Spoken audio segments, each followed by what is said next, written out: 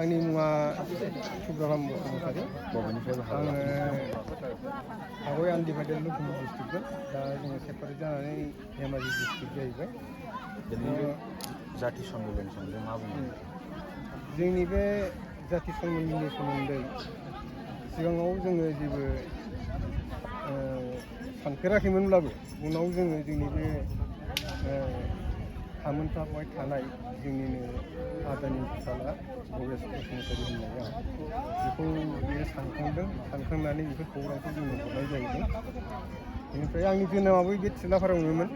आङो 1968आव बे गामिखौ नागारनानै ओजोंहाय धेमाजियाव थांनाय जादों। धेमाजिथ' नङामोन, बे समाव लखिमपुरमोन। बिनि उनाव सेपारेट जाबाय दा धेमाजि डिस्ट्रिक्ट। धेमाजि डिस्ट्रिक्टनि गगामुख हालामाव दङमोन। दा बेवहाय थांनाय बेहाय फरायनाय समाव आङो से थाखोखौनो फरायदोंमोन। जों फरायनाय बिजाबा जादों मख'जानाय बालाबासिमोन। दा बे मख'जानाय बालाबासि बिजाबखौ गोबां सुबुङानो बुंनो रोङा।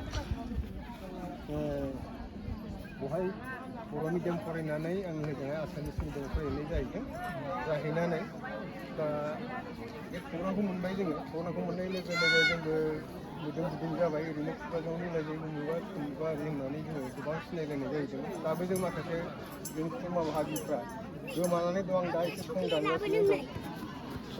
गोबांखौनो जों सं दानदोंब्लाबो हास्लाबजोबाखै।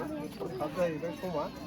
बेनिखायनो जोङो सम लाबावगोन आरो नैथि खेबाव जुदि जोङो बे जोंनि बाहागि सम्मेलनखौ जुदि खुंनाय जायोब्ला निस्सय एरबावगोन होननानै आं मिजिं खालामो। आरो जोबोद गोजोननाय मोन्दों बे बाहागि सम्मेलनखौ खुंनायाव जों नुजाथिफैनो हानायनि थाखाय। जोंनि सिमेन्ट सापरिनिफ्राय माखासे गोबाङानो दंबावोमोन। बिथांमोना मोनसे उसुबिदानि जोनै फैनो हायाखिसै।